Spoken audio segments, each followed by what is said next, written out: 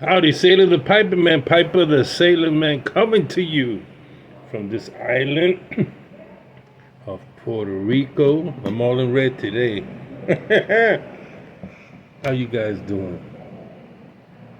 I'm doing good.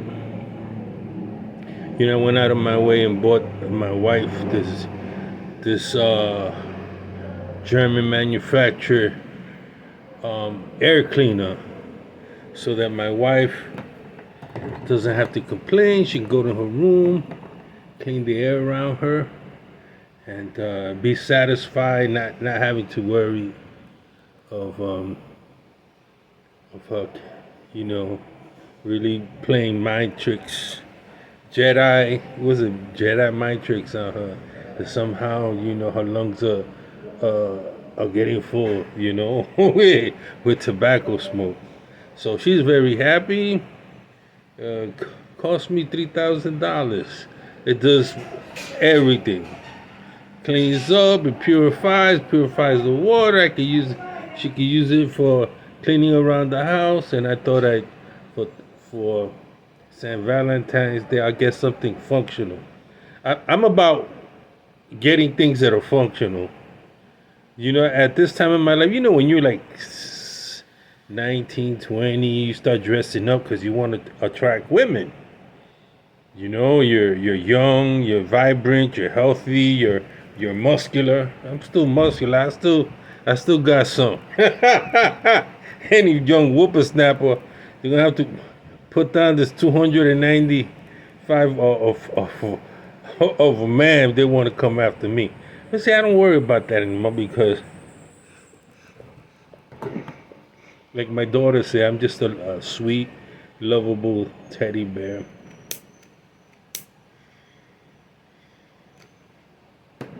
And so I'm here with my Peterson pipe.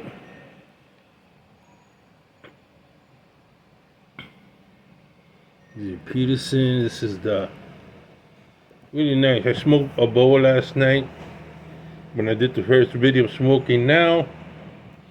I just finished closing a deal. My wife is happy. I'm in my room smoking, talking to you guys. I wanted to talk something really important. I don't know if you knew who Jacques Cousteau was. The undersea war Jacques Cousteau. I met Jacques Cousteau 1970 on Long Island, out on a place called Montauk Point. Shark. He was doing an investigation on sharks, whitehead sharks, great white sharks, excuse me. And so he went out there with the Calypso, and my cousin was a great fan of his, and I was too. At that time, I used to like Mutual of Omaha's Wild Kingdom and Jacques Cousteau. Those two docu-series I immensely enjoyed, and I wanted to see Jacques Cousteau. So when we got there, the Calypso was being brought in by the pilot tugboat. They settled out there, and you can go and take pictures. And we were standing there. He was nowhere to be found. So we went back into town, and he walked into a tavern. I was young. They let me go in because of my cousin. They knew my cousin would always charter a boat and go saltwater fishing. So when I did, there was Jacques Cousteau with one of these pipes, similar to this. It was extreme bent. He had it on the side. He had that knit cap that he wore. And he was older than I expected. And he sat there and he was talking in French. And I was just looking at him, and he was looking at me. He wanted to know who I was. He saw me look at the pipe. His pipe. I saw Jacques Cousteau, but it was so interesting. And he was smoking some St. Bruno. Terrible smelling. I never liked the taste of the smell of the Bruno, but it was a real strong taste. And he goes like that, like, do you want some? I said, no, thank you, Mr. Crusto, I'm a good fan of yours, and he was really happy. And he says, "You want to tour the Calypso?" Oh my God, I was in heaven. So we walked back to him about a quarter of a mile to the Calypso that went on, and I got to see all these French divers and got to see, these computers, videos, and he finally showed me his famous scuba gear that he invented. He invented the scuba gear, and they were doing a study. So that was just my little adventure with Jacques Cousteau. Never forgot him smoking that St. Bruno's. I've never smoked St. Bruno's. Can't get it here. But you guys can get it there, let me know where I could purchase it. One time I think they stopped sending it to the US. That's one. The other one was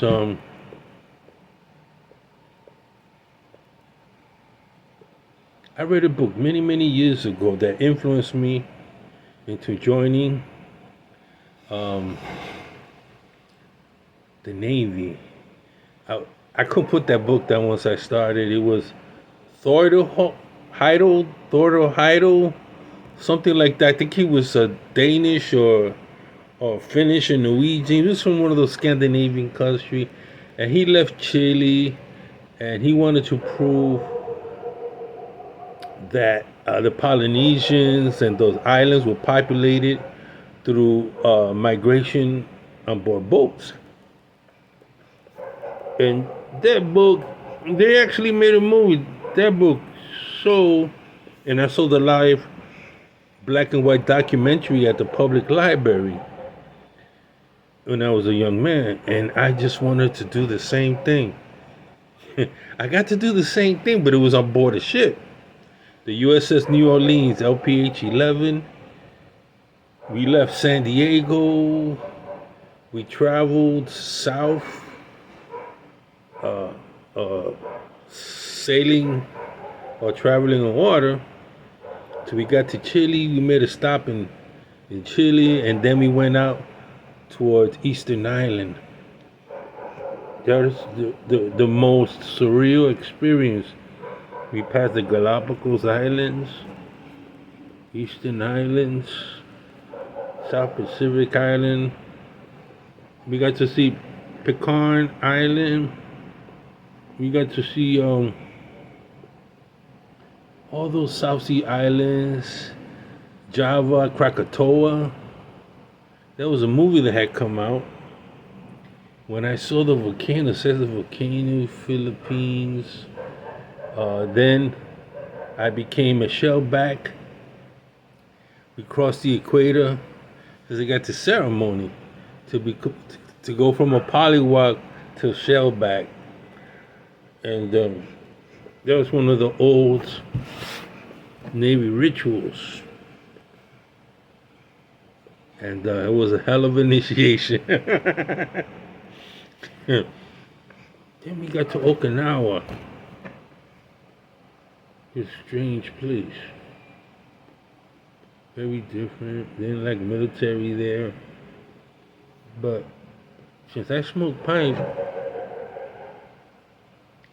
they took me to this one shop where the men were smoking these long Japanese little pipes. And lo and behold, I didn't know he was famous pipe carver. Well known, who had gone to study with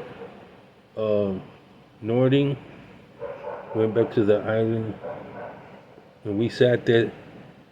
He did a tea ceremony, and I was with 2 or 3 friends, and he really enjoyed my company, and we traded. I gave him some Captain Black, and I don't know what the heck he gave me. And then he took me to his dojo to study Okinawan karate, just to watch. These guys, every time they did a kata, the head sensei would smash the back of their thighs with a bamboo, man. I said, hell no, I'm not. I didn't come here for pain. I came here to. Yeah, it's really tough. Looking now is really tough. All the things they've gone through, went to Japan. It was too pricey for me. New Zealand, Auckland, Australia, Fremantle, Australia. Look at that water out there, man. Let me tell you something. That is the most treacherous water I have ever been in. Western Australia, about 100 miles off the coast, some scary waters, man. I mean, the depth, they couldn't tell how deep it was. And I don't know why, but and we went on our way to Mombasa, Kenya, went to Kenya. That was fun. You know, at that time, it was just coming out of colonial rule, German colonial rule. And so they still had segregation. So I ended up going to the Arab section. What the heck? I walked right smack into a mosque. You got open mosque, and I didn't know anything about them being Muslims, and they were Indians. It was very modern. Mombasa, Kenya. So I'm walking right into the mosque. I'm standing, I'm looking at the beautiful architecture, you know, and without cleaning yourself, without doing the water ritual and everything, all of a sudden my friend come out and grabs me. Come on, we gotta go. We can't be here. And they call the noon prayer, and I'm walking out, and all these people coming in, and the women covered up, and you can hear from the minaret. Walking down the street, I ran into some Maasai that wanted me to take a picture for a couple of dollars, and all the beautiful girls. At the time, I had long hair, and one of these African girls with no hair grabbed my hair and pulled it back and looked at me. And she said, "What are you doing here?" I said, "I came with that ship." He goes, "Yeah, but you're Puerto Rican." I'm looking, I said, "How do you know I'm Puerto Rican?" She goes, "You don't remember me?" I said, "No." She goes, "I met you in New York." I said, "What?" "I met you in high school. I went to high school in New York." I said, "I'm sorry." Since I had hair back then, that's probably why you don't remember me. "What are you doing here?" I said, "I joined the Navy and traveling the world." And well, she took me and my brother over to a house. And I was like, "Well, you know, we're going into a neighborhood now." I said, "We're going to come out." There was no terrorism or nothing like that. But I was still kind of very protective. That was my brother with me. He wasn't a fighter. I was. So we went. We paid, I don't know, like 50 American dollars. We went on this rooftop. They went and got some buffalo meat, potatoes, greens, and we sat down with all these people that were just looking at us. I've never been to a place where people are staring how we look, and they're speaking their language. I think it was Swahili, and they're looking at my chest. Guy comes over, "Can I touch your chest?" And he turns back. He goes, and at that time I was building, and he goes, "Where are you from? You're not from me. You're not East African." He said, "No." I said, I got a mix. He goes, that's amazing." He gets like, and he saw I was all happy. You know, I was in the military.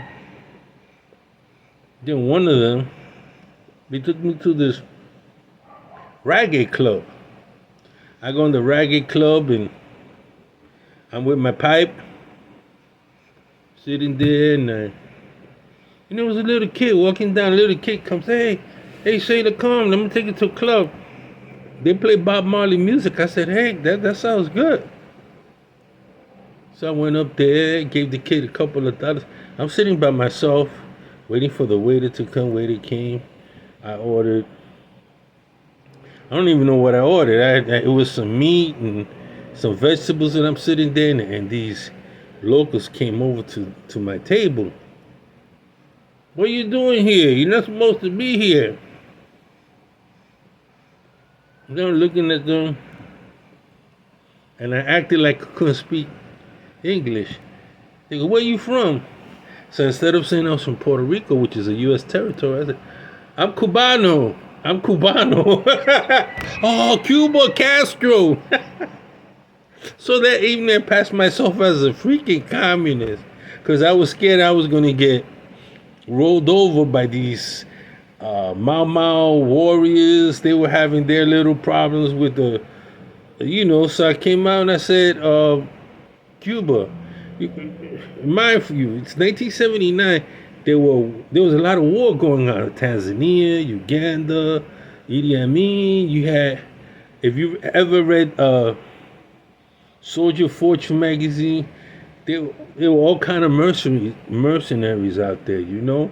So I was wondering, I wonder if they think I'm mercenary or something. So when I came out, I said, "Oh, I'm Cubano.